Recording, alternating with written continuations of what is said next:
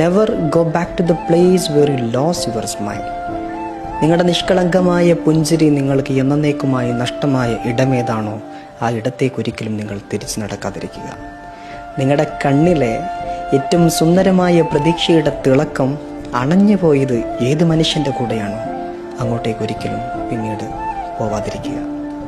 ഞാനിതിങ്ങനെ ആലോചിക്കുമ്പോഴേ നമ്മളൊന്ന് ആലോചിക്കുക, നമുക്ക് ഏറ്റവും പ്രിയപ്പെട്ട മനുഷ്യരിൽ നിന്ന് എന്നേക്കുമായി ഇനി വരില്ല എന്ന ഒരു ഡിസിഷൻ എടുത്ത് നമ്മൾ ഇറങ്ങണമെങ്കിൽ എത്രയധികം ആ ഒരു പ്ലേസിൽ നിന്ന് നമ്മൾ വേദനിച്ചിട്ടുണ്ടാവണം.